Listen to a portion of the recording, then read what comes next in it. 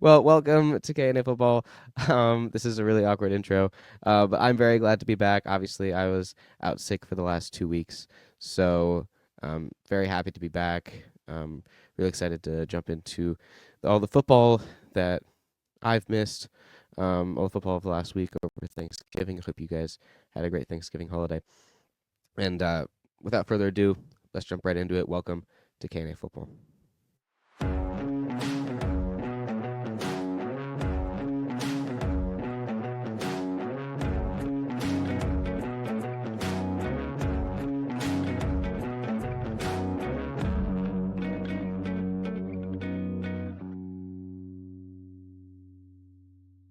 Before we hit the top three plays, before we hit the recapping last week's games, before Austin was even going to get a word in, I wanted to address the elephant in the room. Debbie, if you can go ahead and roll the clip, I would appreciate that. Debbie is working on that. But before Austin even wanted to get a word in, I wanted this to play.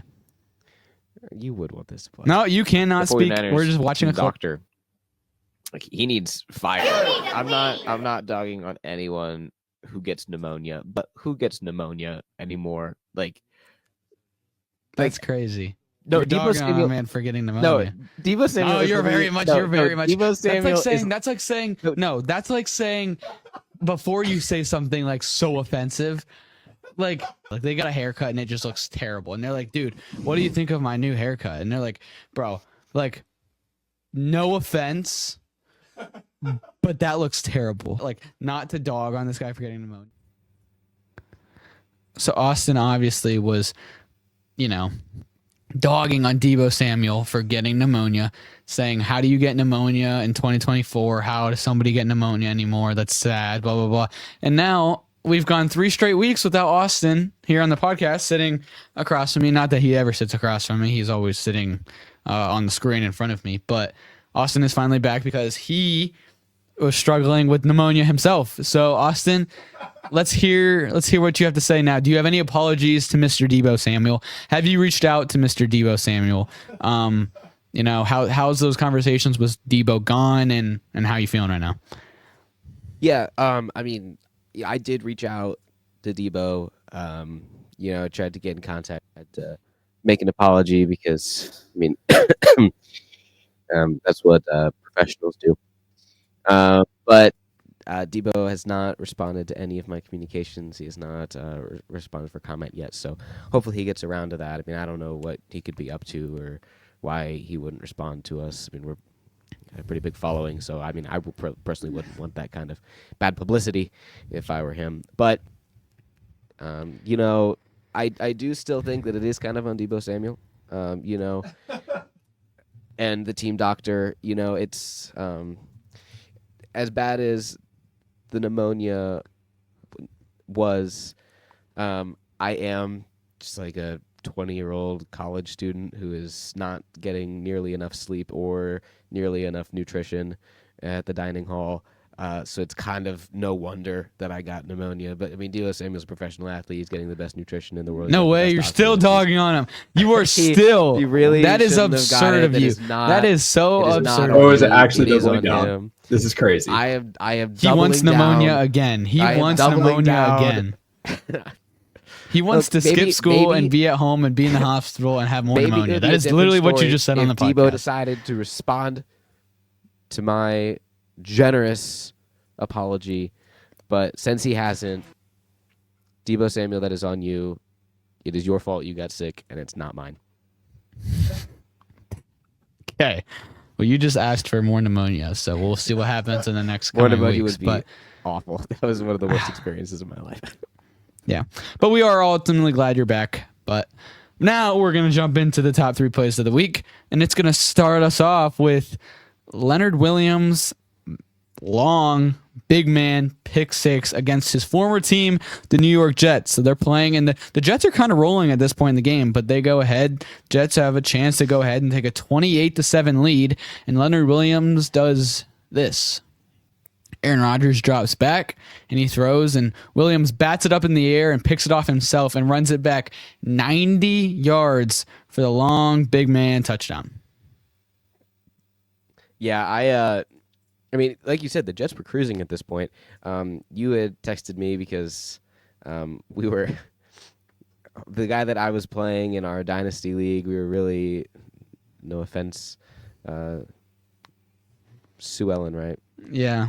Yeah. No offense, Sue Ellen, but we were vying for your loss. And you had texted me, Kate, and you were like, "Oh, you should have started Aaron Rodgers. He's cooking right now. He's already got 2 touchdowns."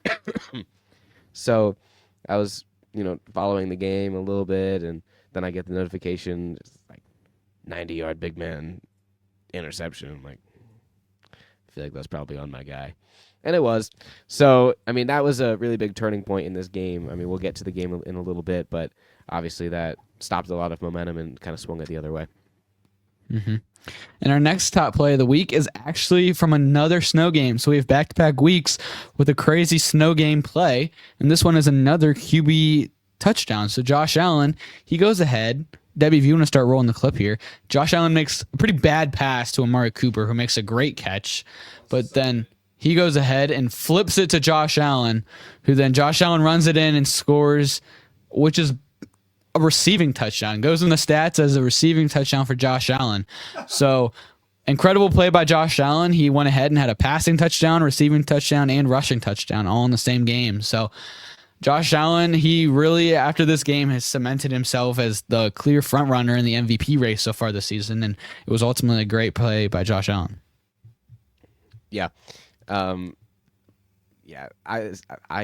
didn't get to watch this game either, which I'll talk about when the game comes up because some unfortunate circumstances led to the situation where I could not watch this. But I ran into my brother after the game was over, and he was like, "Oh my goodness, did you see the crazy Josh Allen play?" And I was like, "No, I actually didn't." I pulls up the clip and he shows me, and I'm like, "That is one of the most Travis Kelce plays I have ever seen in my life." I mean, Travis Kelce is notorious for the little flip back, but what a heads-up play by Amari Cooper to recognize that. I mean, I probably would have just gone down, go for the safe play, but it made for an awesome play. Mm-hmm. And then our final play of the week is kind of there was a lot of these this week, but I thought this was one of the more memorable ones.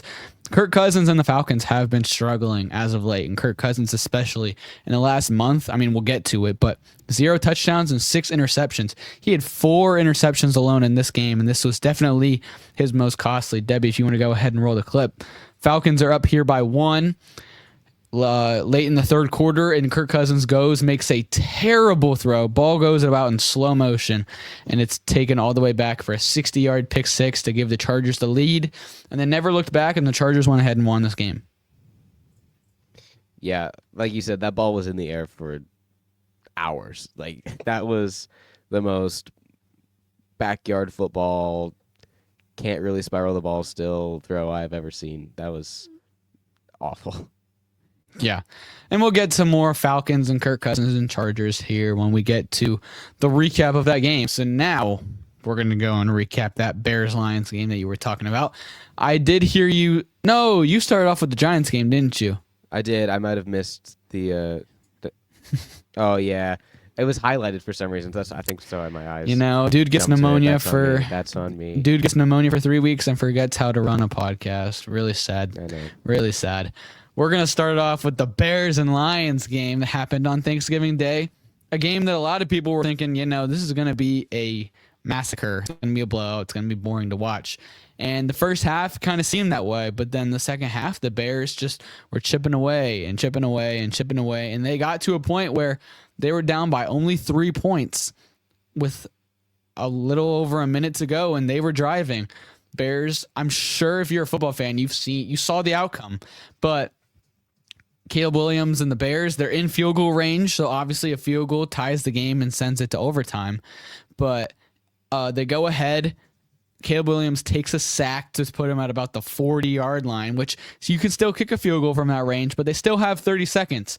So they still have time to run another play, maybe run a couple plays, but they also have a timeout. So worst case scenario, you can go ahead and call your timeout, figure out what to do. But Caleb Williams and the Bears go ahead, and they go to the line, take their time, change the play at the line, don't call a timeout, waste the entire remaining 30 seconds of the game, have one more just Hail Mary shot as time expires, and the Bears will lose 23-20 in a game that they very well could have won. And that obviously resulted in the firing of Matt Eberflus.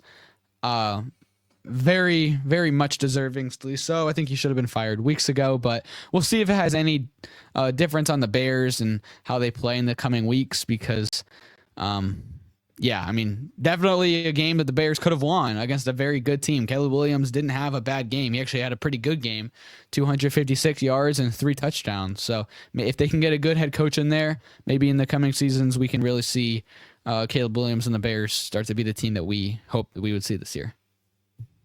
Yeah, I think I think I disagree with you a little bit on the Matt Eberflus firing. Like, I agree that he is a bad coach and he probably shouldn't have been in a head coaching position anyways.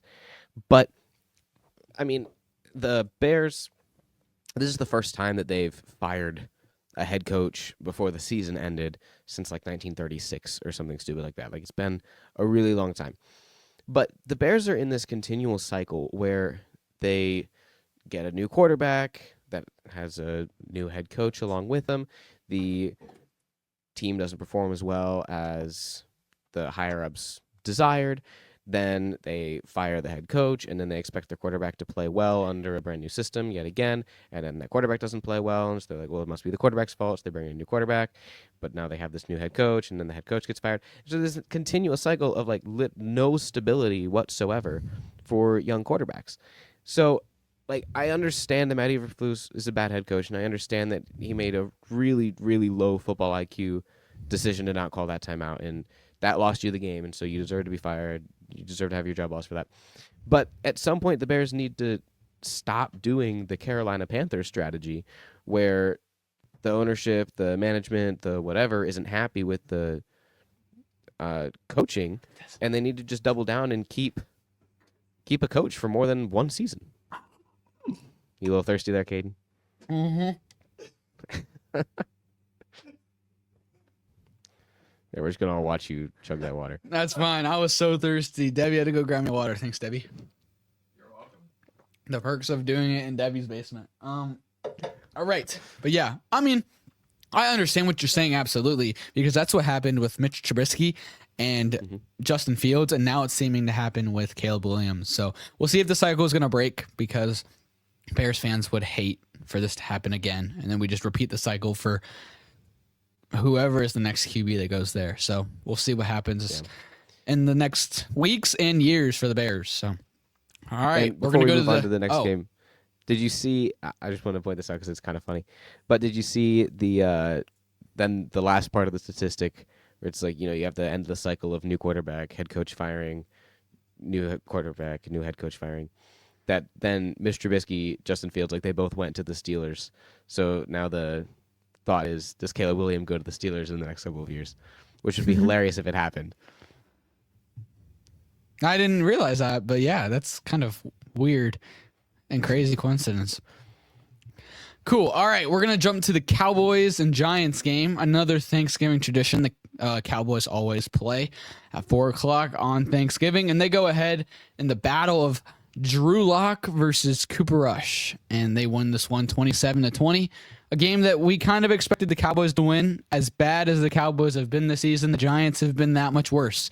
And the Cowboys, they looked a little bit more like the Cowboys that we kind of expected to see this season. Their defense played a lot better. They had a really nice pick six.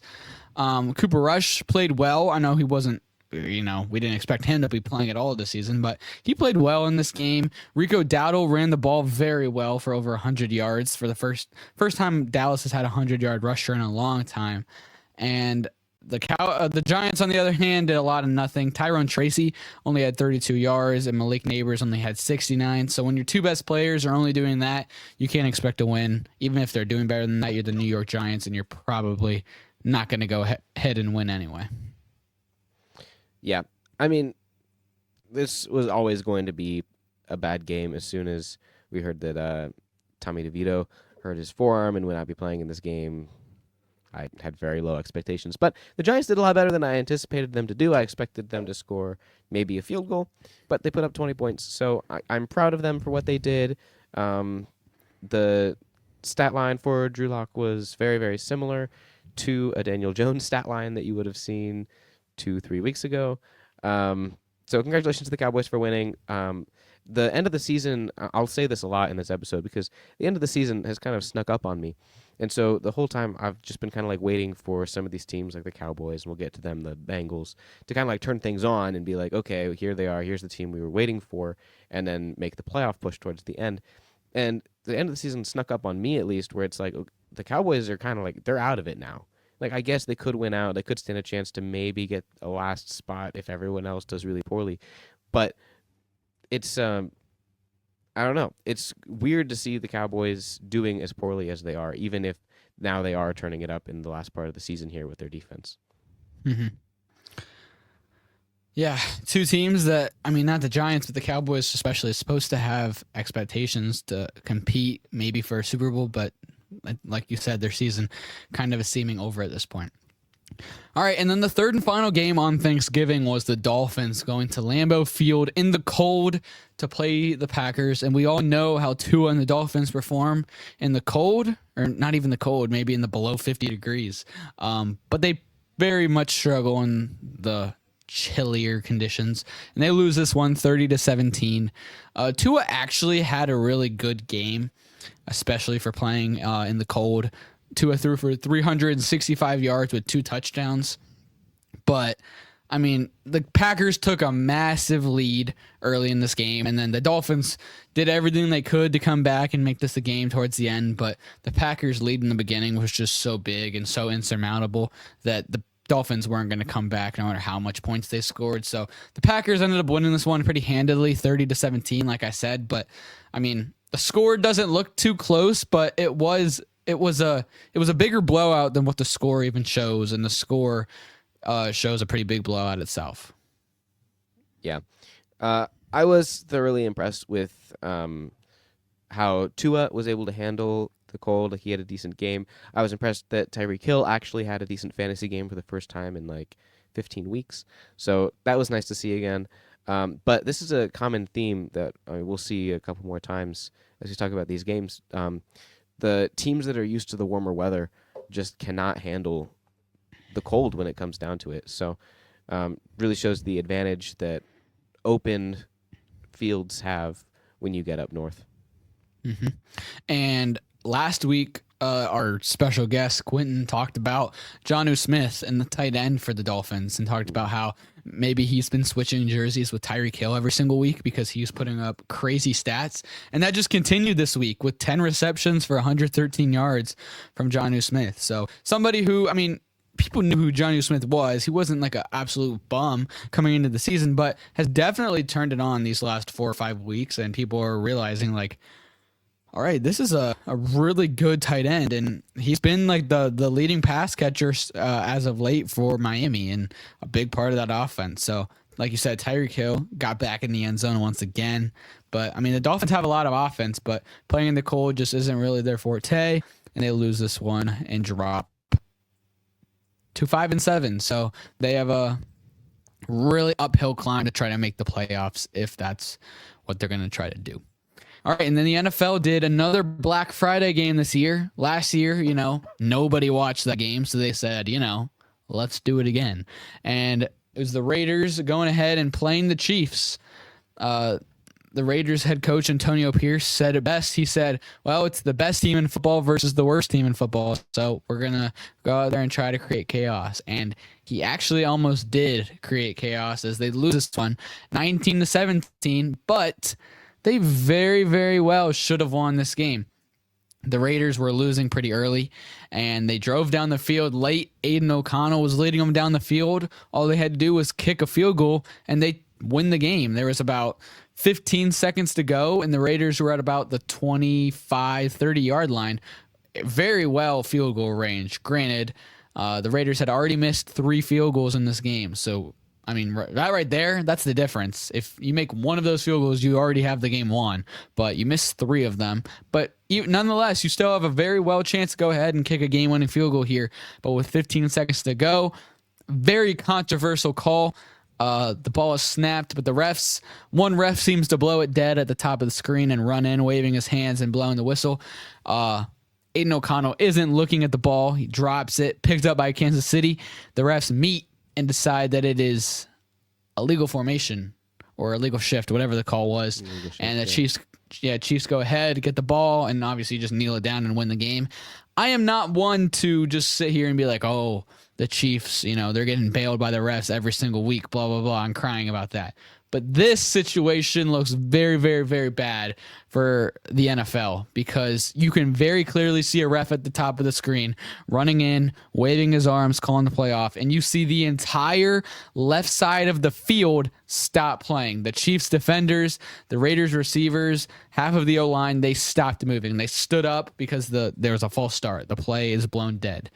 But they let the play stand, and the Raiders go ahead and fumble. Kansas City picks it up. I think that's a very bad look for the NFL, but the Chiefs nonetheless move to 11-1. Yeah, I agree that it looks bad, but at the end of the day, I don't think that it's necessarily a bad call. I think they should have just picked up the flags is what they should have done. Because I personally, watching the game, I didn't see a false start anywhere. I didn't even see an illegal shift, so I don't really know what they called. I think they should have just picked up the flags and said it was a weird play. We all got confused, but after discussion, the play stands as it was. So, all right, yeah, here it is. Debbie pulled it up for us. I mean, but I still think that if they blow the play dead, whether it be the right call or wrong call, if you blow it dead, you blow it dead. And you can't pick that up because half the team stops moving. And that is so if the Raiders go ahead and throw a touchdown on that play, you're not going to say, it's this. They changed the call. Half the defense stopped moving. That did happen with the Raiders and Bengals a couple years ago. Do you remember that? I do. And that was a bad look for the NFL at that moment, too. It was a bad look then. I mean, I'm sure you didn't either. I didn't hear the whistle at the top of the play. I didn't even know that the referee was coming in waving his hands until days later when I saw it circulating on Instagram. They're like, oh, look, the referees blew it dead. But I didn't even see that in real time. I didn't hear the whistle. I didn't anything like that. So I knew when I brought this up you were going to be against that because I remember having a conversation about something like this not too long ago. And you had a similar stance. I think it was a very bad look for the NFL. I think it absolutely should have just been a 5-yard penalty, and the Raiders should have had the ball because I think it's ridiculous that you can blow a play dead like that. Have the ref run in, blowing his whistle and waving his arms to shut the play down, and then you reverse that. So, but I mean, we'll see. Obviously, the refs didn't care in the NFL. Let it stand. So, we'll jump into another very, very controversial moment in another game. The Texans playing the Jaguars, and they go ahead. What am I talking about? Oh, they go ahead and they win this one. I was looking at something here on the dock, Debbie. They go ahead and they win this one 23-20. But the Texans, barely survive against the Jags, a team that they should dominate, and this has been the trend with the Texans all year long. They're supposed to be so dominant. They were supposed to come in, and CJ Stroud was supposed to have a sophomore season where he's competing to win the MVP, where they're competing to be a number 1 seed in the AFC and contend for a Super Bowl. And the Texans are winning some games by the skin of their teeth against teams like Jacksonville, losing to teams like Tennessee, barely beating teams that they should dominate. And that has been the story all season. And for a long time, it was, CJ Stroud doesn't have Nico Collins. Stephon Diggs is out. Well, Nico Collins has been back now for 3 or 4 weeks. And you just played the Jacksonville Jaguars, and you barely won this game. But, Trevor Lawrence is a good quarterback, so that's okay. Well, first of all, no, he's not. And second of all, Azeez Al-Shaair of the Texans committed a felony on the field and absolutely murdered Trevor Lawrence. Thank you, Debbie, for pulling this up. Trevor Lawrence runs, slides, and Al-Shaair hits him as he's sliding, hits him late, hits him with the shoulder and extends the elbow at the head. Obviously knocks out Trevor Lawrence, gives him a concussion. Trevor Lawrence is now, as of about 30 minutes ago, been ruled out for the season now. Al-Shaair has been ejected, or was ejected, and now has been suspended. It resulted in a massive brawl on the sidelines. Really bad look again for the NFL and for the Texans. But for the Texans' sake, they barely won this game, and they're playing against Mac Jones.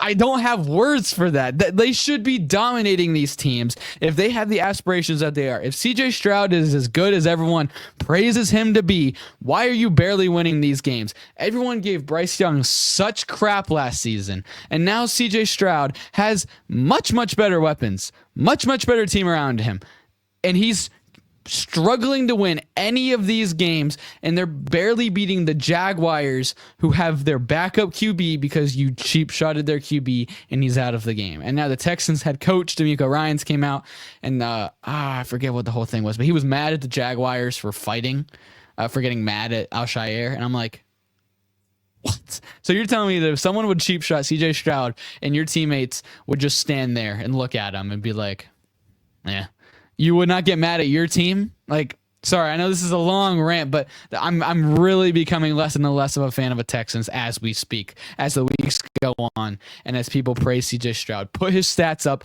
with any other QB right now in the NFL, and he is a bottom 10 QB in these last month and a half of this season. Yeah, I completely agree with everything that you're saying, obviously. Oh, really? Okay. Yeah, I agree was with really everything wondering what you're going to say. No, I agree with everything you're saying here. Yeah, let's see. Head coach DeMeco Ryans, quote, "We stand behind Azeez Al-Shaair." Ryans emphasized that linebacker plays the game the right way and is being mischaracterized. Calls him a great human being. Was critical of Jaguars, quote, overreaction to hit on Trevor Lawrence. Yeah, I mean, I will say this. I don't think the hit was necessarily as bad as people are making it out to be. It was a late hit. It should have been a penalty, obviously. Do I think that he should have been suspended? Not really. Ejected? Okay, maybe. Suspended? I don't really think so. People have late hits all the time. To me, this looked like every other late hit that you see on this stuff. You see the quarterbacks going down. Just pull up. I understand what DeMeco Ryans is saying a little bit, but on the other hand, like it does look worse because now Trevor Lawrence is out for the year. He left the game with a concussion. He has to have shoulder surgery now. Like, it is a really bad look. So I understand what everyone on both sides is saying here. And obviously that's a huge hit for the Jaguars. But like you said, the Texans need to figure things out like yesterday, because barely winning against Mac Jones is not going to cut it if you have playoff aspirations. Yeah. All right. We don't need to spend too much time on this next game. We got the Commanders, who have been struggling as of late, losers of, I believe, their last 3, playing against the Titans, who are coming off, a win against the dominant Texans, who we just talked about. And the Commanders go ahead and dominate in this one, 42-19. It was more of a blowout than what the score even shows. Jaden Daniels looked a lot better, looked back to form in this game. He was running it well. He was throwing it well. The Commanders as a team were running it well. Brian Robinson had an amazing day on the ground. Terry McLaurin had a great day. I know me and you were very hype about that. Going back to the fantasy game, Terry McLaurin had his first touchdown of the game, and I texted you, and I was like, I don't even remember what I said. I thought it was like turn up or something like that, because we were hype. Yeah. And then you said, hey, I don't want to celebrate too early or anything. And then he had a second one, and I was like, oh my goodness. And I was like, Terry's going crazy. And ultimately, you got the win, which, yeah, it was just great. But Terry had a great game. Commanders are rolling, and hopefully, I hope that they can make it to the playoffs. I think they're a really fun team to watch and a fun story. So, this is what you're supposed to do to the Titans, and they went out and handled their business. And they have a bye this week, get all the way healthy, and try to make that push to remain in the playoffs as we get hit at the end of the season. Yeah. correct me. No, I am wrong. They're not at the top of their division. The Eagles are, right? Mm-hmm. Yeah, the Eagles are like. Yeah. Yeah. Okay. So obviously the Commanders need to make a little bit of a push. I mean, for sure they can grab a wild card spot if they are able to win some of these last couple games. But that, yeah, right here, I can't see that because my eyes are bad. But it looks like they have maybe 8 wins. The Commanders do. So they're able to hopefully, like, the division is still up for grabs for sure. But obviously, as long as they win at least the next couple weeks, they should be able to grab a wild card spot. And like you said, be very happy to see that. It's kind of like a Lions sort of situation. Last year, where it's like everyone was rooting for them to do very, very well because they'd been so bad for so long. And now here we are, the Commanders on the cusp of the playoffs, and I'm rooting for them. I'm rooting for Jane Daniels, so I'm excited to see what they have. Absolutely. All right, in this game, really big for the Colts, who go ahead and beat the Patriots 24-25 and remain in the AFC wild card hunt. They go ahead, and this was a pretty back and forth game for a lot of the game, and the Colts got the ball late, down by 7, and very end of the game, I think there was about 13 seconds to go. I almost just called him Aaron Richardson. Anthony Richardson makes a pass to, I believe, Alec Pierce in the end zone to score a late touchdown, and obviously an extra point will tie the game and send it to OT. But Shane Steichen decides, no, our quarterback sucks. If we go to overtime, we're probably not going to win. So let's go for 2 right now. And they do. And instead of making Richardson throw the ball, because we all know he can't, he ran right up the middle with Richardson, and that is Richardson's strong suit. And it worked out. And they got the 2-point conversion and win this game 25-24. So that's a big win for the Colts. It was a really good game. Drake May played pretty well for the Patriots. Mm-hmm. They ran the ball pretty well. It was a good game overall. Jonathan Taylor finally got going a little bit. He had 96 yards, but it was on 25 carries, so you want that yardage to be a little bit higher with that many carries. But Drake May, I know he's not getting wins, but he's definitely progressing and doing what you want to see out of a rookie QB on a team where your number one weapon is Kayshon Boutte. He will make an appearance in every single episode. Yeah, obviously, like you said, congratulations to the Colts on the win. They really, really needed that, and they need to continue that trend for the next 4 weeks. But like you said as well, Drake May is performing very, very well. I think that we didn't do him quite as much justice as we should have at the beginning of the year when they benched Jacoby Brissett for him. We said, he's going to die. He's really not all that great. Why are they doing this to him? He needs to develop more. But he has shocked me week after week, and this week's just another one. He had a great week. So hopefully they can get him some weapons. They can build an offensive line that can protect him. And, I'm very impressed with his development so far. Absolutely. All right. The next game here on our list is that game that we saw on one of the top plays of the week. The Chargers going to Atlanta and win this one 17-13 in kind of a lower scoring defensive battle. But when I say defensive battle, it was more the Chargers defense just doing whatever they wanted with Kirk Cousins' passes. Kirk Cousins threw for 245 yards in this game, but like I had mentioned earlier, threw 4 interceptions in this game. All of his balls seem to be going in. Debbie, you are so immature back there. I cannot believe you. Seemed, because I heard you. Right. Seemed to be thrown. You guys need to get it together. Dude, Debbie, you are a 19-year-old dude running a podcast, and you're ridiculous. Seemed to be thrown in slow motion. Like I said, 4 interceptions, and the Falcons are absolutely sputtering. A division that once seemed a lock. I believe they were 6-2, 6-3, maybe.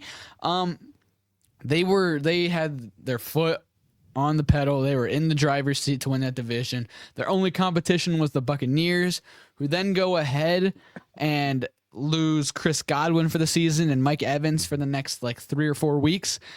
And here we are. And after a pretty bad stretch of games for the Falcons and some wins for the Bucs. The Bucs now have lead in the division once again. So the Falcons have choked away the division so far. They're really going to have to try to fight these next couple of weeks to get it back. But the way Kirk Cousins is playing, I don't think that that's going to happen. If he keeps playing like this, we might really just have to see Michael Penix maybe this season, and maybe we just see one season of Kirk Cousins, and next season it's Michael Penix time, which is crazy when you pay Kirk Cousins all that money, but he's really underperforming. So maybe Achilles injuries really, really affect QBs. Yeah. Two things about this. First off, the Chargers are sneakily a very, very good team. I really didn't expect it. Every week it goes by where it's like, oh, picking games, blah, blah, blah, blah. Okay, I guess I'll pick the Chargers because I guess they've been doing kind of well. Look at the stats, whatever. Recap the games. Oh, the Chargers won, yay. And then here they are. What's their record right now, Caden? Do you know have they won 8 games? 8-4. 8-4. And I was not expecting that. I expected them to be a little bit lower, a little closer to 500. So, again, maybe it's just because I was sick for like 3 weeks. But the end of the season's really snuck up on me, and so seeing them sit at 8-4, I'm pleasantly surprised. Seeing what Harbaugh's been able to do with Justin Herbert, I'm very pleased with that. Even if I'm not as much of a Herbert Glazer as you are, what he's been able to do with the Chargers defense is really, really impressive. The Chargers have one of the best defenses in the NFL right now. And then going over to the Falcons side, like you were saying, I don't know what happened in the NFC South, because I remember a time at the beginning of the year where I was like, wow, the NFC South is actually going to be a fun, competitive division minus the Panthers. I mean, we had the Saints at the beginning of the year that came out absolutely swinging. They were scoring 50 points a game. The Buccaneers obviously were hot. The Falcons, they were hot. I was like, this could be fun. And now here we are, yet another year of a terminally bad NFC South where we could, it's not particularly likely, but we could have a division winner that has a sub 500 record yet again. So I don't know what's happening in the NFC South, but I was not here for it. Yeah, it's gonna be interesting to see how the rest of the season goes for that, for the division and for the Falcons especially. But all right, the next game that we got to talk about here is the Seahawks and the Jets. We actually had a play from this game as well. The Seahawks go to New Jersey and win this one 26-21. And for 3/4 of this game, the Jets were winning. The Jets were owning definitely the beginning of this game, but most of this game, Seahawks took the lead late on a Zach Charbonnet touchdown, and they win this one 26-21. Aaron Rodgers didn't have a bad game. However, his pick six that we saw earlier, it came off of the heels of a wide open Garrett Wilson in the end zone. That would have been, one of the easier touchdowns that Garrett Wilson's had, and that would put it at the moment would have put it at 28-7. And obviously the Jets didn't score any more points after that, and it ended up being 26-21. So that missed ball by Rodgers really came back to hurt them. But ultimately, Rodgers only threw for 185 yards and 2 touchdowns and a pick. Breece Hall only 60 yards in this game. Devontae Adams did pretty well with 66 yards and a touchdown on 5 catches. At least he did pretty well for fantasy on my team. Yeah, Aaron Rodgers and the Jets are done. Aaron Rodgers is probably going to leave the Jets next season. Hopefully, we'll just retire from the NFL because he is so washed. I know Debbie likes to, every single week, send a reel to our group chat. Like, it's the first time we've seen it. And it says, like, hey, my mom just asked me if I did the dishes, and I just yelled Aaron Rodgers, and then she smiled and knew they were washed. Debbie, I'd just like to let you know we have seen that reel, that meme. You've sent it 8 weeks in a row now. But it doesn't get old. It never gets old. But It's funny every time. it is quite funny every time. But Aaron Rodgers and the Jets, they're done. You did? Yeah. No, that's really funny. And yeah, the Seahawks, they remain first place in the NFC West at 7-5, a team that we didn't really expect to be too good this season, but I mean, they aren't really that good. They're only 7-5, but they're leading that division, and it's going to be interesting to see how the rest of their season goes. The Jets season is ultimately over. Yeah, and it's quite sad to see. No, not really. At least, okay. Well, for me, I think that it's sad because I like Aaron Rodgers. I have him on my dynasty team. So I was hoping that he would do better than 2 seasons, really one since he got hurt the first year. But it's very weird to hear the conversations already being had about, what will Aaron Rodgers do in his future? Is he going to stay with the Jets? What's Devontae Adams going to do with his future? Is he going to stay with the Jets? If Aaron Rodgers goes, Devontae Adams probably wants out as well. So I don't know. It's a weird situation over there, but the Jets are done. I mean, they've been done for 5 weeks now, but there was just some semblance of hope that they could hang on to, that maybe they could pull something out, but it's over now. Yeah, it is officially over. And Debbie wants us to go ahead and react to this Netflix trailer for a video of Aaron Rodgers' recovery. Is this a real Netflix thing, Debbie? Yeah. Oh, Real. I've never heard of this before. So, I mean, it's going to be my first time seeing this and my reaction. What about you? Same. I've never seen whatever this Okay. is. Oh, that's strange. It's wild. Is there sound?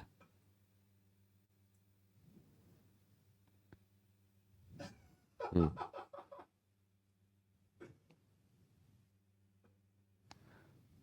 Are they going to show his record at the end of the season? And it's like 3-14.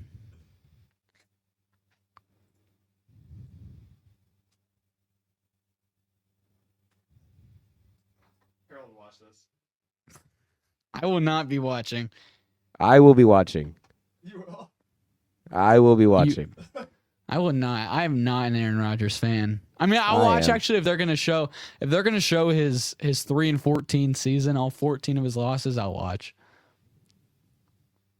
What I want to know is how early on in the process did they decide they were going to film this? Because we see there him sitting in the wheelchairs in doctors' offices before surgeries, and so it was like the minute that he tore his Yeah. Achilles, did he say to his PR team, "Someone needs to get a camera on me right now. This is going to be a great documentary in a year." Fake. Why did it just say fake? Aaron Rodgers is faking everything.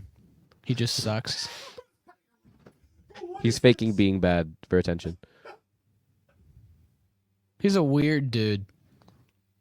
What a great guy. Do you hear Debbie? I hear Debbie. No, everyone can hear Debbie is going to binge watch this in a day. Oh, buddy. Enigma. Ooh.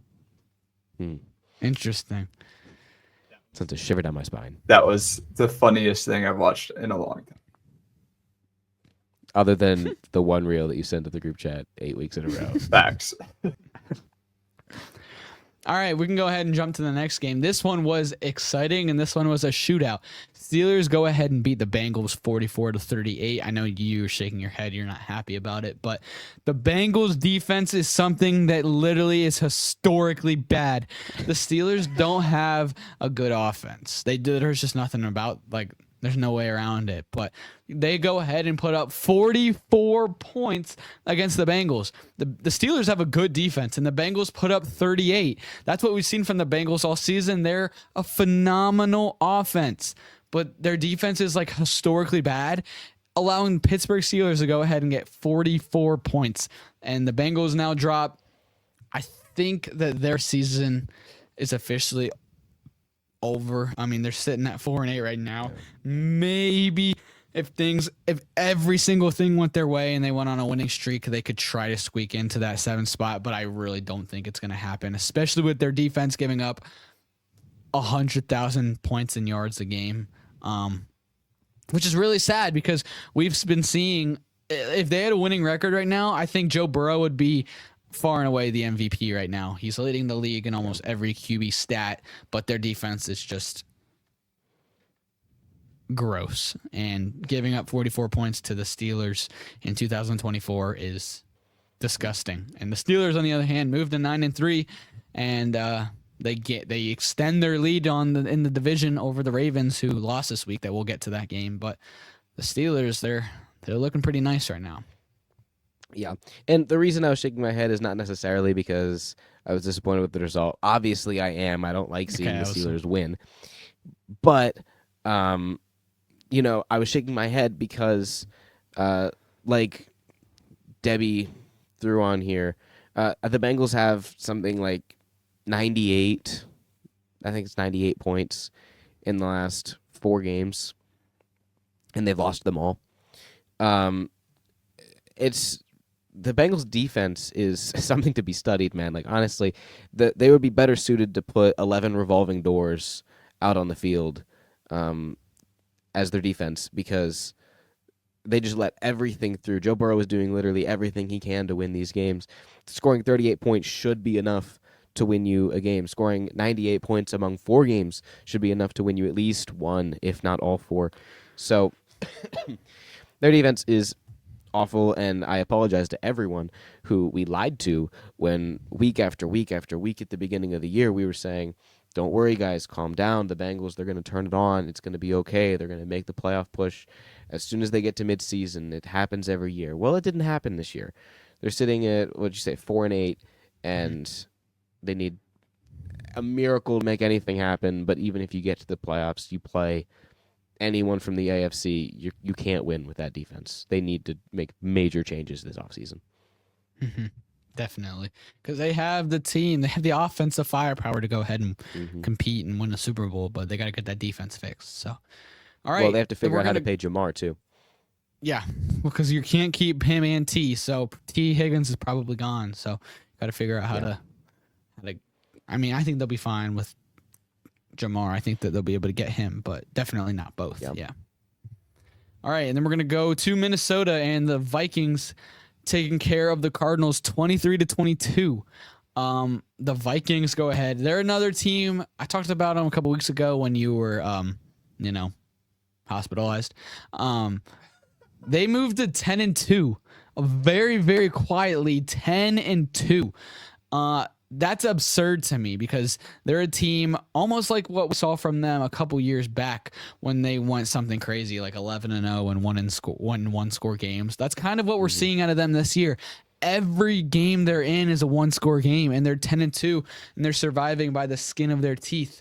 They took the lead here with 1:13 to go in the game, and the Cardinals had a chance to go down. All they needed was a field goal, and Kyler Murray threw a pick. He threw for 260 yards and a touchdown in this game with, I believe, 2 interceptions in this game. But Justin Jefferson had 99 yards. He's had a very, very quiet season for Justin Jefferson standards, and they're still 10-2. Their defense has played well. Aaron Jones has ran the ball pretty well. Sam Darnold has done well. I mean, this is just a solid team. No one's like playing out of their minds, but they're very, very quietly 10-2. And the Cardinals, on the other hand, they were leading this division just 2 weeks ago, losing to the Seahawks, giving that division lead up, and now losing this week while the Seahawks win. The Seahawks extend their lead. So the Cardinals got to get things going pretty quickly here if they want to go ahead and try to win the division over the Seahawks. Yeah. Like you said, little stat here from Debbie before I say what I was about to. Vikings, Lions, and Packers have a combined record of 30-6. 3 of those 6 losses come from in-division play. Very impressive from the NFC North. Obviously, we talked about them a couple weeks ago. Can we see? Do we say 3 or 4 NFC North teams in the playoffs? And obviously, the answer is no, because the Bears aren't going to do anything. But very well done from all those teams up there. But like you were saying, a very quiet season from the Vikings. Obviously, they started off very loud, and we were all paying attention because they were undefeated for so long, and then obviously lost to the Lions for the first one. But since that point, they've just been quietly winning games, a very solid team. It's a team that you would expect to see at more of like an 8-4 record, where it's like, okay, that's a solid team. They perform well. The 10-2 makes it seem like they're more of an elite team. So I'd be curious to look at what their strength of schedule was at the beginning of the year and see how difficult it was for them to be sitting at this record. Mm-hmm. All right, and then I believe the first of the 4:00 games was the Rams and the Saints, and the Rams go ahead and give the Saints their first loss under interim coach Riz. I don't really know his name. I just know his last name's like Rizzy or something. This has been such a weird episode of the podcast, Debbie. From the start to you making that immature laugh and joke to literally drinking water on the podcast. You literally were laughing back there. We're not getting back into this. To now talking about Riz on the podcast. We have gone. How the mighty have fallen.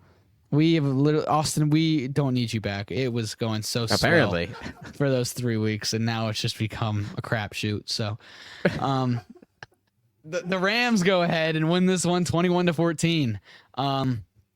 Taysom Hill tore his ACL in this game, which is a really sad. I mean, as much as I hate the Saints, Taysom Hill is really fun to watch. And Taysom Hill, all right, I'm not going to sugarcoat it. Taysom Hill's on my fantasy team, and that's the only reason I was sad that he tore his ACL. He's really good, and he's out for the season now. Alvin Kamara had a pretty good game with 112 yards. Derek Carr, only 184 yards. Matthew Stafford at halftime, I believe, had 23 passing yards in the entire game, and they went ahead and won the game. So really a boring game ultimately. I mean, I know it was close, but there wasn't too much for me to talk about. I really don't have much takeaways from this game. I do not either. So let's move on. No. Okay, that was easy enough. This next game, I have plenty of takeaways. Buccaneers traveling to Carolina to take on the Panthers, and they win this one 26-23. Did you see, Debbie, shut up. Did you see the end of this game, Austin? I heard about it. I crashed out more than I think I ever have in my life after this game. Debbie. More than the time you threw your phone through the wall? Oh, whoa. The podcast listeners do not need to know that. That's right. So Bryce Young played the greatest game of his career. Bryce Young threw for 298 yards and a touchdown, ran a touchdown in himself, but he should have thrown a third touchdown. He threw a touchdown right before halftime to Adam Thielen. They called it incomplete, and they replayed it, and it was the announcer said that's a catch. Everyone said that's a catch. The red zone guy said that's a catch, and the refs came on and said, no, that's not. And literally the NFL came out and said, like there's an angle an angle came out this week that shows Adam Thielen with the ball in the end zone. That's a catch. And the NFL came out and said that the refs did not have that angle during when they were reviewing it, and so that's why they called it incomplete. Well, if that wouldn't have happened, we would have obviously won this game. But Bryce Young had a very good game, like I said. They're trailing in this game late. They're trailing that by 4 points with about 3 minutes to go, and they get the ball. Bryce Young has a chance to make a legacy drive. And go ahead, Debbie, if you say one more thing to me. Oh, you're pulling up the clip. My bad. That is a catch. And if it shows it on the other angle, his elbow is inbounds, okay? I don't understand. But Bryce Young goes ahead, and he leads a go-ahead drive with 30 seconds to go. Panthers take a lead on a 26-yard touchdown, I believe, to Adam Thielen, take a 3-point lead. The Bucs go down and kick a 51-yard field goal to send it to overtime. Darn it, that's okay. Bryce Young played great. Literally amazing. What more can you ask for? We missed 3 field goals in this game as well. You know, that's not on Bryce Young. And then we go ahead. Bucs get the ball first. They go down. They miss a field goal. Oh my goodness. We have a chance to win this game. They go down. Panthers get in field goal range. They're at about the 35-yard line. They just got to kick a field goal. Game is over. Chuba Hubbard, who's been phenomenal on season, fumbles the football. And this is when I crashed out, Austin. I genuinely... I was pretty angry when this happened, and they lost. The Bucs got the ball and went down and kicked a game-winning field goal, and we lost 23-26. But I don't know what you're going to say about it, but there is no denying the fact that Bryce Young has completely changed his entire narrative about his career. First, I mean, I know I'm a Panthers fan, but you cannot argue with me on that, and I will argue that till the day I die, because all last season and the first 2 weeks of this season, he was terrible. And I was sitting on this hill all last season saying, no, it's not Bryce Young's fault. And we can go back and listen. We didn't film the podcast last year, did we? No, we did not. Well, I was talking to people and saying it is not Bryce Young's fault. The first 2 weeks of this season, I kind of thought it was Bryce Young's fault. He got benched, okay? And he sat behind Andy Dalton. And then he said, I understand now. And he came out. We're supposed to now win. He played the Chiefs and lost by 3, and then he played the Bucks and lost by 3. Two very good teams, and the Bucks he should have beat, but Chuba Hubbard fumbled the football, and we missed 3 field goals, and the refs called a very clear catch incomplete. I don't want to hear it. And then, literally against the amazing defense of the Chiefs, threw for almost 300 yards against the Chiefs as well. Bryce Young has completely flipped. Hold on, I have a stat on my phone. Let me read it for you. Bryce Young. I know you guys can't see it, but Okay, we have a little wait, chat that you guys can't see that like we type in on for like offstage cues and stuff. And Debbie put I think 147 glaze. Austin. I've saved a bunch of stuff. Tell me about it. So also let me the rapper Rod Wave. Nope. What? You don't? Debbie, do you? I have the clip here, I think. No, that is. I don't know what you're gonna pull. You don't know Rod Wave? No. Okay, he's a You're rapper. the only one that Okay, knows this guy. I don't listen to him. I just know who he is because I'm cultured. But Sure. when Bryce Young got benched, Rod Wave posted on his Instagram and said, "Hey Bryce Young, call me." Don't know why, but he did. And ever since that moment, that also just happened to be the moment he got benched, Bryce Young has 4 game-winning or game-tying drives in his last 4 games. He has the 3rd highest PFF passing grade in the last 5 weeks. He has the highest passer rating on throws, 25-plus yards downfield in the NFL. He has the most big-time throws in the NFL over the last 2 weeks. And I think he has completely cemented himself as the franchise QB. He has changed his name. He is a good QB now, and there is nothing to say about that. And apparently he was asked today in an interview what Rod Wave said to him. And when I am done with this podcast, I'm going to listen to that because I really want to know what he said. But oh, really? I can't hear that for some reason, so I'm going to listen to it myself. But it's okay, Debbie. Here we got some stats about Bryce Young versus CJ Stroud. Okay, let's read. Just read. We were talking about CJ Stroud earlier. Hold on. Everyone gave Bryce Young so much crap. The apology for Bryce Young better be as loud as the hate was for Bryce Young last year. That is all I have to say. And since Bryce Young came back from being benched, CJ Stroud has played 6 games and Bryce has played 5. Bryce has played 1 less game than CJ. Bryce has thrown 7 touchdowns and CJ's thrown 5. That's better for Bryce, and Bryce has played 1 less game. CJ Stroud also starting to Nico Collins, Tank Dell, all those good guys. Bryce only has 3 turnovers. CJ Stroud has 7 turnovers. That's terrible. Bryce Young has an 83.5 passer rating since being benched in week 2 or being back in week 5. CJ Stroud, 79. So Bryce Young, clearly better than CJ Stroud, and we are seeing it. And Bryce Young is playing like a good QB again, and I am so excited. I know they didn't win these last 2 games, but they are playing like a great team again. The defense sucks, but that's fine.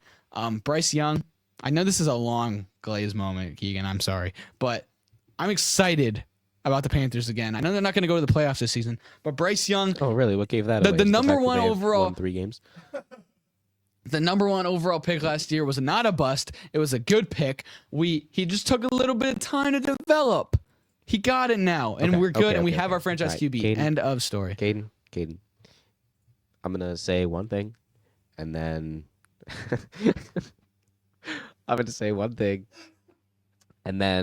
we're gonna move on because no one wants to hear about the Panthers anymore. Okay. Just had to. Last year, you know this, some of the viewers know this, I picked Bryce Young with the 1st overall pick in the Dynasty draft. It was a good pick, and it's paying last year. off for you. And I started Bryce Young until I could start him no more. And then I picked up, I had to deal with Josh Dobbs for a little bit, and then I found Baker Mayfield, and he's worked out very well for me. So I've been playing Baker Mayfield and Aaron Rodgers this season as my 2 quarterbacks, and Aaron Rodgers has not been panning out very, very well for me. I would tell you this. For the last 2 weeks, I have started Bryce Young, and he has performed very, very well for me. And I'm very, very pleased with his performance, and I hope that it continues. So I will give you this. Bryce Young has been playing very, very well for the last couple of weeks. I hope that it can continue. Okay, so Ever you're not since going to his get any hate benching. from me because I want him to do well. I'm hoping for him to do well. Okay, I'm hope that I didn't pick a bust. Okay, because that's very embarrassing for me. He's not a bust. Especially He's 'cause I not a traded bust. for that pick. He's Okay. the All right, greatest all right. QB in that draft, So and that was a great now pick by the we are Panthers, and going they to just showed move it. on to the next game, which is the Eagles and Ravens. So, Caden, I would like you to please talk about the Eagles and Ravens. Thank you. The next game on our list is the Eagles and Ravens. The Eagles won 24-19. Okay, that's about all we have to say. The next game was the okay. I'm kidding. We're gonna go back and talk more about the Panthers game. Actually, No, we're not. We're talking about this Debbie, game now. I kid. Debbie is actually getting angry. Oh my goodness. Okay, Eagles. He's an Eagles angry won this one. podcast elf. Eagles went ahead and won this one 24-19. The Ravens were pretty dominant early in this game. My dad actually made the comment, and I kind of tended to agree with him. He goes, this game could get ugly if it keeps being like this. And I was like, yeah. And all of a sudden, the Eagles, it's like they heard that and said, what do you guys know? And then all of a sudden, they turned it on, and they won this one 24-19. Justin Tucker missed 3 kicks in this game. Justin Tucker, Debbie, you can start sending the dishes reels about being washed about Justin Tucker, because unfortunately Justin Tucker has now, I think he's officially washed. But the Eagles, I'll say it right here on the podcast right now, they are the best team in the NFL. They are better than the Lions. I forgot. Debbie, can you go outside while I record this part? Debbie, you're a bandwagon, and you need to get out of this room while I record this part, because I'm gonna be glazing the. Why? The Lions, yes, they're 11-1 or whatever they are, and they dominate teams. They beat the Jaguars 52-6, and the Colts by 1 million and things like that. But the Eagles are doing this against good teams every single week. The Eagles are quietly, I think, won 8 in a row now, or 9 in a row. Ever since their loss to the Buccaneers back in week 4, they've turned it on. And the Ravens, a team that very well could go ahead and win the Super Bowl as well, a team that looks unstoppable on offense. You held them to 19 points. You have the best running back in the NFL, a running back who's in the MVP race this season, and Saquon Barkley. Debbie, please be quiet while I record this part. No, you got up and like almost stood up and like charged at me. It was kind of weird. I don't know. Saquon Barkley, you have one of the best running backs in the NFL. You have Jalen Hurts, who's a great quarterback. You have A.J. Brown, who's one of the better receivers in the NFL. You did it in this game without even Devontae Smith, who's arguably the best number 2 receiver in the NFL. And your defense is so good. You held the Ravens to 19. You have incredible corners. Your defensive tackles and line is crazy. You have good linebackers. Nick Sirianni has been a great coach ever since his blunders in the beginning of the season. The Eagles seemingly have no weaknesses right now, unless you want to call Jake Elliott, their kicker, their weakness. If that's your weakness is your kicker, then you got a pretty good team. And I think it's pretty fair to say that the Eagles are, I mean, yes, the Lions too, but in my opinion, I think the Eagles are the best team in the NFL right now. And I think the Eagles-Lions are on a collision course to meet in the NFC Championship game. And boy, am I excited for that game, because the Eagles look unstoppable right now, but so do the Lions. But the Ravens, on the other hand, I mean, I'm not faulting them too much for this loss, because like I said, I think the Eagles are the best team in the NFL right now. I'm not going to disagree with you too much there. I mean, they're playing very well. They have all the right pieces. Like you said, there's no real weakness on the team. It really just comes down to, can Nick Sirianni coach well? Because I think that is one of their biggest weaknesses, that sometimes Nick Sirianni coaches really well, and sometimes he tries to think 7 steps ahead of his opponent instead of just taking the easy option. So as long as he can perform well and he doesn't decide to chirp at any fans and then lose 8 straight, I think they'll be in great position for the playoffs. Yeah. All right, and then Sunday Night Football game, the game in the snow. Holy smokes, we should probably go faster. I didn't realize what time it was. The Bills go ahead and destroy the 49ers, and the 49ers season almost seems like that way. The Bills won 35-10 in the snow. The 49ers remain 4th place in that division. They drop another one. They're struggling. They're sputtering. They have a really uphill climb to try to make the postseason. Me and my dad talked about it 2 weeks ago, and we both said the 49ers we do not think are going to make the playoffs. And that's back when they were 5-5, and now they're sitting at 5-7. And oh yeah, Christian McCaffrey, he's out for the season once again. He got hurt in this game, non-contact injury, slid down, and then he's like, nope, I'm done. And he left the game, and he's out for the season. So 49ers season looks very, very bleak, probably over. Bills, on the other hand, doing Bills things and looking primed to be the 1 or 2 seed in the AFC this season. They actually already clinched their division, which is insane. Yeah. So, yeah, like you said, they clinched the division. 49ers are all but done. I mean, they need an absolute miracle, and it's not going to happen because Christian McCaffrey, he's done. Yeah, Josh Allen do the Snow Angels. Jordan Mason, he's on IR for the time being, so that's not fantastic. Obviously, like you have a good system for running backs and everything, but your players just keep getting hurt over and over and over again. Christian McCaffrey was my MVP pick at the beginning of the year, so if he's not going to win it, I guess this is the best way for me to go about him not winning it. It's not because he didn't play well, guys. It's because he got injured, so he had to put an asterisk next to that one. So, unfortunate for him, unfortunate for the team. I'm very sad for them, and obviously the Bills decimate the 49ers, both the combination of the players and then the snow. That's obviously a big one, is the cold. And I didn't get to see this game because I was driving through that snow. I was driving from New York back home, and let me tell you, driving along the lake when it is projected to snow is absolutely miserable. Average speed for us on the way home was 25 miles an hour on the expressway. So it was a great time. It took us 12 hours to make a 7.5-hour drive. So it's a great time. That is crazy. Well, we're glad that you made it home. I'm glad that you're back on the podcast. All right, we have one more game to talk about, and that's your team. So you have to very quickly talk about your team. You can't spend the whole episode. Oh, I can't spend the whole time. I can't talk about how Jameis Winston is the greatest quarterback to ever exist in the NFL, and he is the greatest thing to happen to the Browns.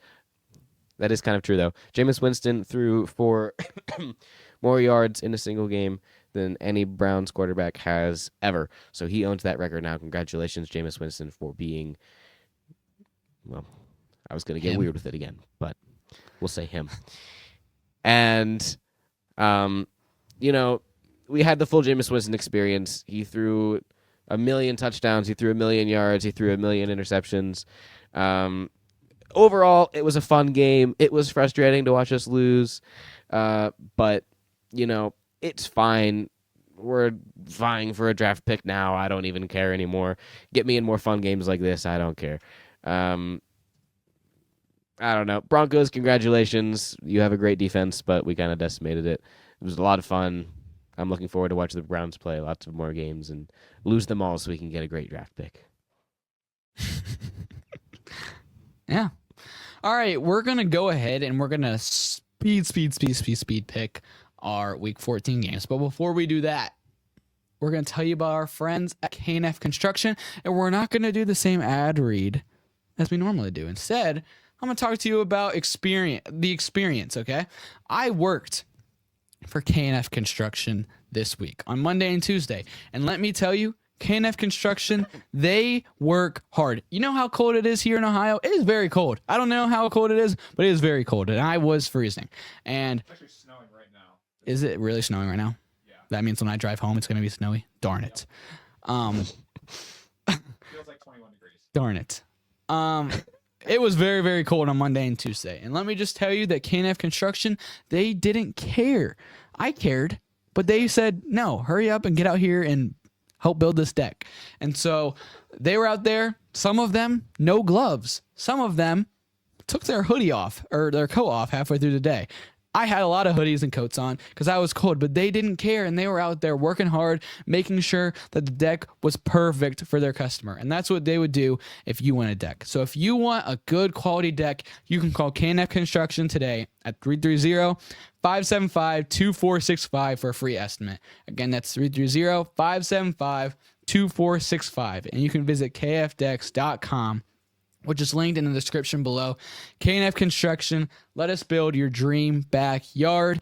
And that can be in the heat and that can be in the snow because they don't care because they're beasts. So, all right, we're going to go ahead now and speed run these week 14 games because somebody spent a long time talking about their team, I guess. So we're going to actually wait real quick. I want to look. I'm beating you by 13. Okay, I was just curious. Oh yeah, you just wanted to mention that. A little bit. All I can tell you is this teddy bear and I are going to have a lovely date. Okay. Go for it. I'll be watching. Thursday night, Packers traveling to the Bears. What do you got? Or I meant not the Bears. Lions. I meant the Lions. Yeah, I have the Lions for this game. I do as well. Jets at Dolphins. I have the Dolphins. I was gonna say you got the Jets. No, I got the Dolphins. Okay. Falcons at Vikings. Kirk Cousins going back to Minnesota. Revenge I have game. the Vikings. I have the Vikings as well. Saints against the Giants. Mr. Riz versus the Giants. I'm going to go with the... Ew, this is a terrible game. I'm going to do the Saints. I'm going with the Saints as well. All right. We got the very improved Bryce Young Carolina Panthers versus the best team in football. If they were playing anybody else this week, I'd probably pick the Panthers, honestly. But since they're playing the Eagles, Debbie, I'm picking the Eagles. We're watching the same game. I am also going to pick the Eagles. Okay. We're watching the game. Debbie wants to watch the game with me. Debbie, if you make fun of me, if something happens, you will get a fist in your face. Just kidding. I would never. That's so We mean do of not me. endorse violence. I know. That's why right when I said that, I was like, oh. Debbie, I'll watch the game with you. I'll give you a shoulder to cry on when the Eagles lose. Alrighty. The Browns Steelers. I got Pittsburgh. I have Pittsburgh as well. Raiders Bucks. I got the Bucks. I got Bucks. Jags Titans. Ooh. I got the Titans. Give me the Jags. You probably should pick them if you want any chance. Yeah. Yep. Seahawks Cardinals. Ooh, this one's gonna be tough. I'm gonna gonna be a good go with the Cardinals. I'm going Seahawks. All right. Bears 49ers. Wow. That's another hard one. I'm gonna go with the 49ers. I'm going to go 49ers as well. Bills Rams. I got Bills. I got Bills. And then Chargers Chiefs. That could actually be good. I'm gonna go with the Chiefs. It's in Arrowhead. I'm going to go Chiefs, but I don't really like it all that much. I think the Chargers are going to make it a really good game. And then we got Cincinnati and Dallas on Monday night. I think Cincinnati can beat them. I don't think the Cowboys offense is good enough. I agree. Cool. Alrighty. So now we're going to take a quick little break, and then we'll be back really quick to talk about our segment of the week.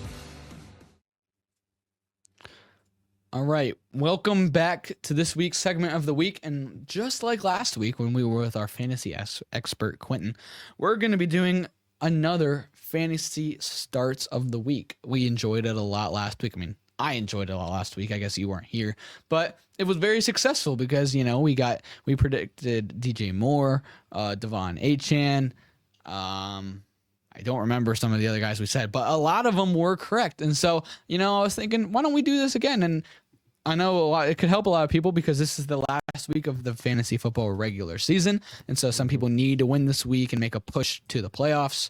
I know you do. So let's go ahead and jump into our quarterback, running back, wide receiver, and tight end.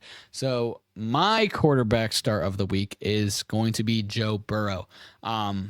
I think he plays Monday Night Football against the Cowboys this week.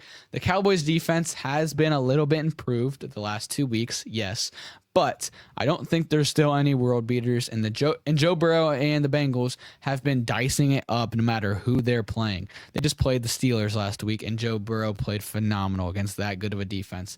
And now they play the Cowboys. And keep in mind, obviously, the Bengals defense, we talked about it on this episode, terrible. And so if the Cowboys can just score some points to keep this game moving, Joe Burrow can be slinging it all day, and he can have a really good fantasy game for you on Monday night. Yeah, I mean, that's a great pick. Like, I'm not gonna dog on it very much. My pick, Debbie, you can go ahead and throw the glaze gif up there. I'm actually gonna go with Jameis Winston in this one. I know it's a little bit of a controversial pick, but if you have Jameis Winston, start him with confidence this week. 3 weeks ago, Jameis Winston had 26 fantasy points against the Saints defense, even in that terrible loss. 2 weeks ago, when they played the Steelers, he only put up 13 points, but you have to remember that was in the snow game, so there was not a lot of throwing, and he still managed to put up 13. And then, obviously, this last week, he put up 33 points against the best defense in football in the Broncos. So, playing Pittsburgh, not in a snow game, I have confidence that Jameis Winston is going to put up a lot of points this week. Caden is not back. So, my next one, I think we're going to go with running back for the next one. And obviously, I feel like this is going to be no surprise to anyone. The start of the week is going to be Saquon Barkley. He's going to do fantastic for you no matter who he's playing, no matter where he's playing. So obviously, if you have Saquon Barkley, you're going to be starting him, but especially if you need to make that playoff push. Though if you have Saquon, you probably don't need a playoff push. You're probably already clinched. But yeah, I have Saquon Barkley for the running back of the week. All right. I'm going to go ahead and say my running back start of the week. My running back is Saquon Barkley against the Carolina Panthers. I know that if you have Saquon Barkley, you're probably not going to sit him anyway. I'm fully aware of that. But I do think he is going to go nuclear on Sunday. The Panthers defense is the worst defense when it comes to stopping the running back. Bucky Irving last week just went nuclear on the Panthers. And Saquon Barkley has been the best running back in the NFL this season, and now he's going to play that defense. Yeah, give me Saquon all day. He's probably going to run for 1,000 yards on Sunday by himself. So definitely start Saquon. I don't know why you would sit him anyway, but definitely go ahead and start him. And then I'm actually just going to... Have you said your running back yet? Okay. If you guys don't know what's going on, I can't really hear Austin at the moment. Something weird happened. Sorry, Debbie. So I'm going to go... Type in your chat... Oh, Debbie says don't say that. Type in the chat, right, Austin, who your QB and running backs were, because I am curious. And while you're doing that, I'm going to talk about my wide receiver start. So my wide receiver is going to be Puka Nacua of the Rams this week. They're going and taking on the Bills. They're probably going to lose this game, and they're probably going to be trailing pretty early on in this game. And when they're doing that, obviously they got to throw. They got to try to compete. And the Bills, they have a good defense, yes, but teams are able to sometimes pass on them. They have to pass to stay in the game. And Puka Nacua, him and Cooper Kupp have kind of been the 1A, 1B receiver core in tandem there in Los Angeles, but Puka has just been a little bit better, and I think that he has a chance to really try to keep the Rams in this game. I don't think the Rams are going to win like we talked about on our pick'ems, but I think Puka has a chance to really do good this week. And you said you picked Jameis and Saquon. Oh, so we both picked Saquon, so when I was talking about Saquon, everyone had already heard that, so sweet. That's funny. For my wide receiver, obviously I think that Puka Nacua is a fine pick to make, but for my wide receiver, I'm going to go with T. Higgins. T. Higgins has only played 7 games this season, so there's not a whole lot to work with. But on average, on those games, he has scored 18.4 points on average. If you look at his fantasy history, He has a lot of games of 29, 33, 30. He has a lot of really big games. And obviously against the Cowboys defense, like Caden said with Joe Burrow, there's a lot of room to work with there, especially because Jamar Chase is going to be covered by the Cowboys' best corner, and then that's going to leave T. Higgins. We talk about this all the time. But I have T. Higgins for your wide receiver of the week. I'm actually one of the dumbest human beings ever. Debbie's probably telling me don't say it. Oh, well, too bad. I am saying it, Debbie. I had my computer muted, so I couldn't hear what you were saying. But there was nothing wrong with the audio. Sorry, Debbie. Debbie's very angry at me, but I just want to let you know, Debbie, it wasn't your fault then. I just told you, so you're welcome. Not technical difficulties. It's not technical difficulties. I just Caden muted my difficulties. computer. Debbie, you are saying some very cruel things to me right now on the chat. But my tight end start of the week is Brock Bowers. He's been the number one tight end all season, just like kind of like Saquon. I don't know why you wouldn't start him this week, but the Raiders are going ahead and playing. Who are the Raiders playing this week? This has been such a good episode, you guys. The Raiders are playing the Bucks. That's right, the Bucks. So they're probably going to be losing in this game, and they're going to have to pass, kind of just like the Puka Nakua situation. And who's their only option to kind of throw the ball to? Brock Bowers, and that's seemingly worked the last couple of weeks. He just went insane last week against the Chiefs, so I think it very well could happen this week against the Bucks. And Tommy Tremble, the tight end for the Panthers last week, he's not very good, but he had a great week against that same Bucks defense. So, Yeah, I have the same pick for tight end as you do. Obviously, he went for 30 fantasy points last week against that Chiefs defense. So, I mean, he's probably not going to put up 30 again, but, I mean, he's for sure going to put up, 15, 13, somewhere in there. Well more than a tight end normally gets you. So, I'm very comfortable picking Brock Bowers. awesome. So there you have it. If you have Joe Burrow, Saquon, Puka Nakua, or Brock Bowers, or Jameis Winston, or T. Higgins, go ahead and start those guys this week in your fantasy game. Thank you guys so much for watching this episode of K&A Football. I know this was a longer one, and I know this was a sillier one, but, we made it.